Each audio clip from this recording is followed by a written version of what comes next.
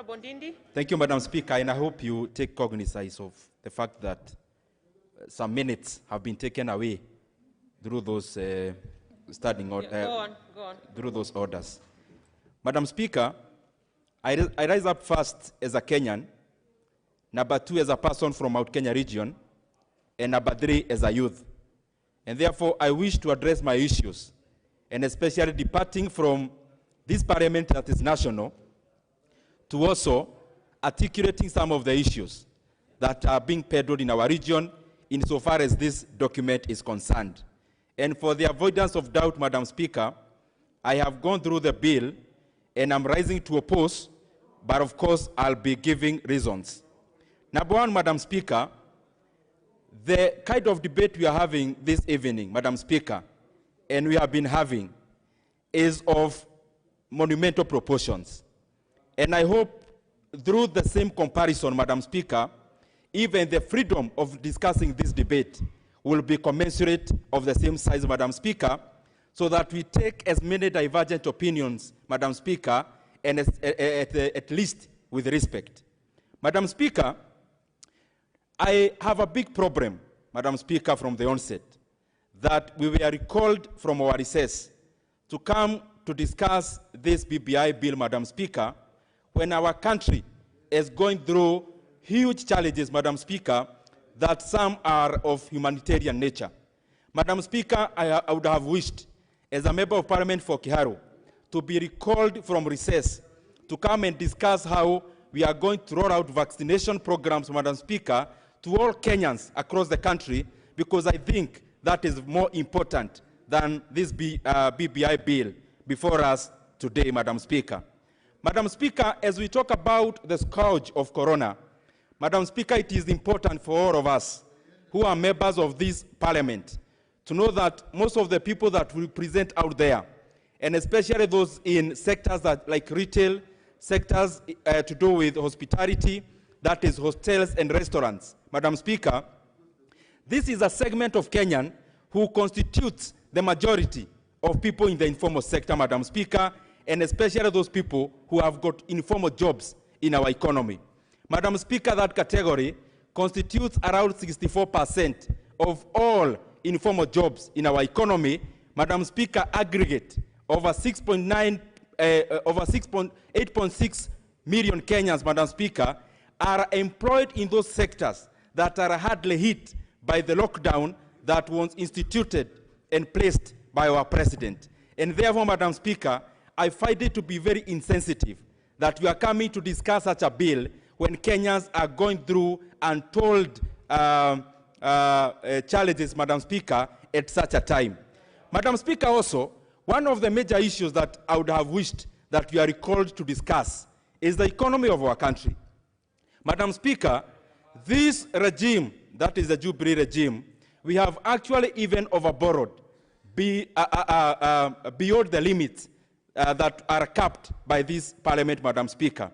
And I say so because the CBK declared public debt is in excess of Kenya shillings 8 trillion.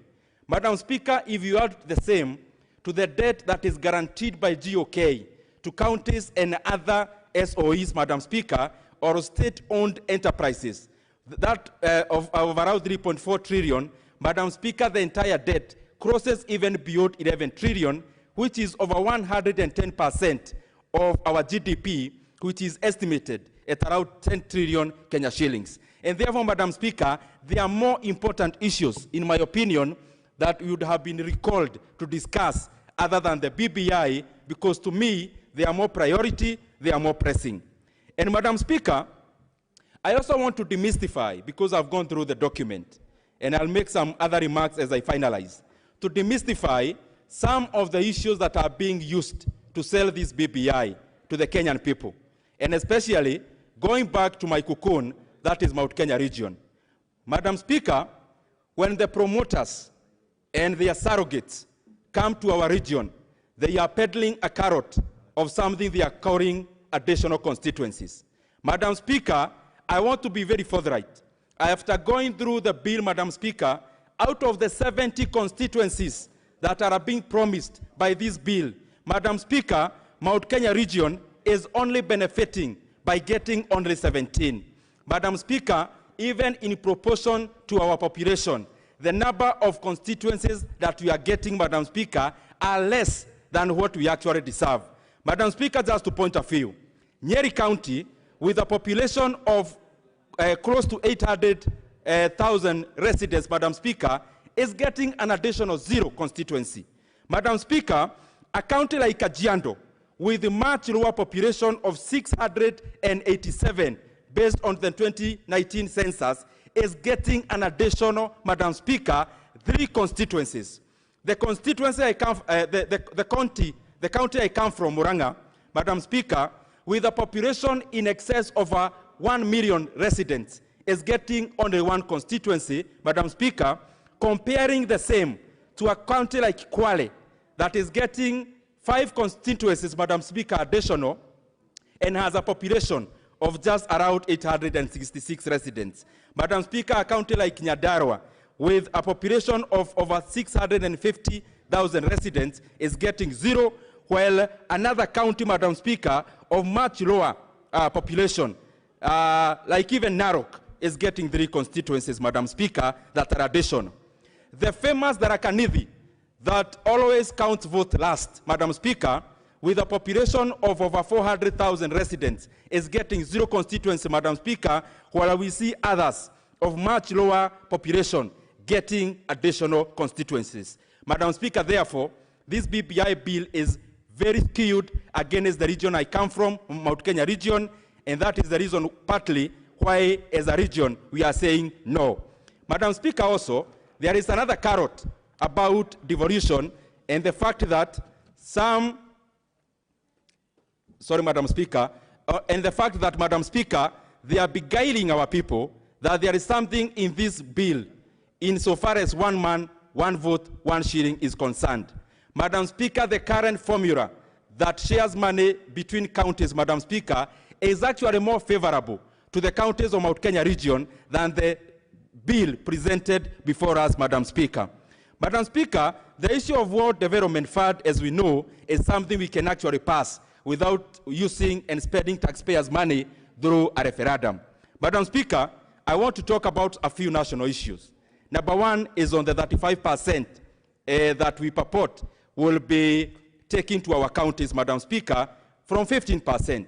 I want to point to this administration and ask even our president and the entire government of Kenya, what is restricting you now from giving our counties not even the 15, not the 35, but even 50%, Madam Speaker? There is nothing restricting the current administration from giving our counties additional money. Madam Speaker, number 2, as we purport that we be adding more money to our counties, with the current threshold, our MCAs, our county staff have not been paid for the last 4 months, Madam Speaker.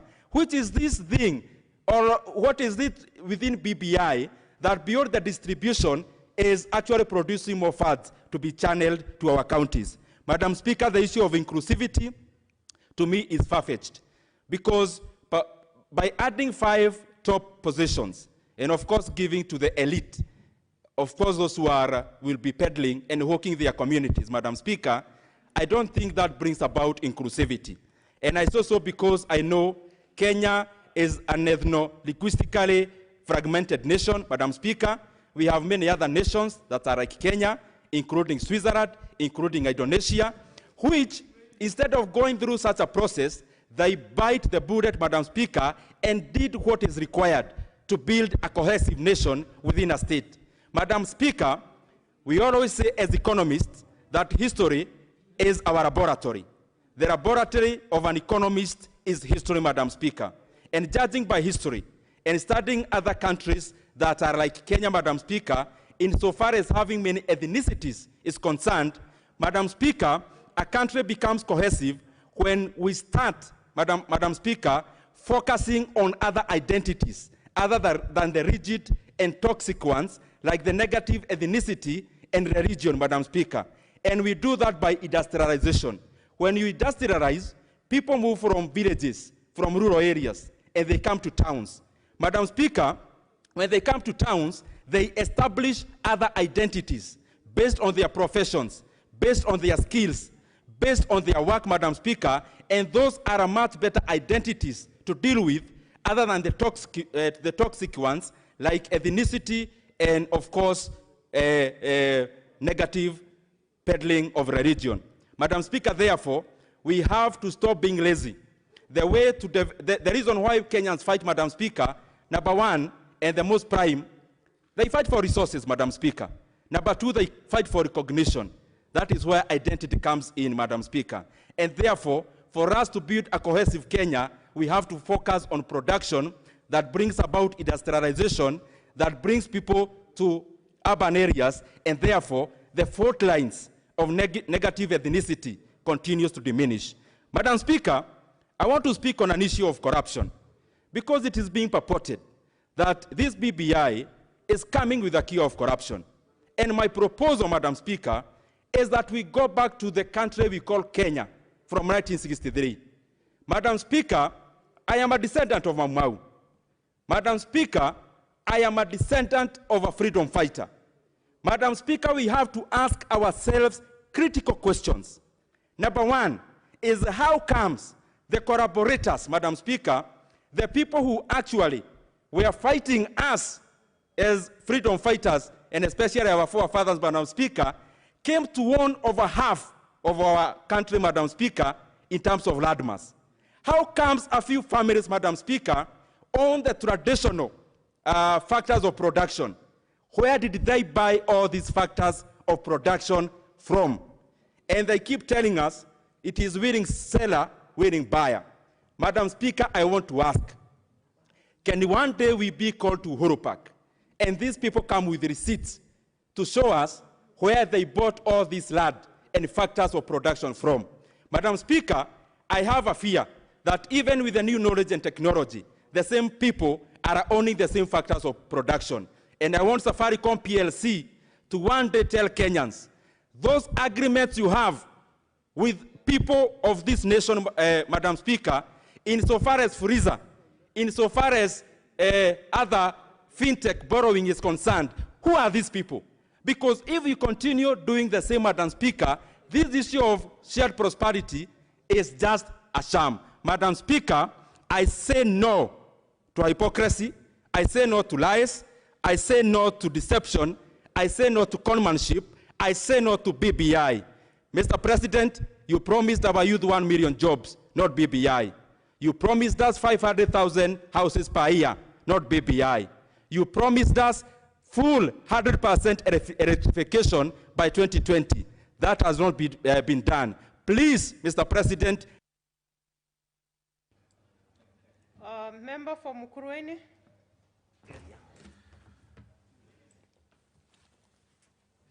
Honorable Kiai. Yes.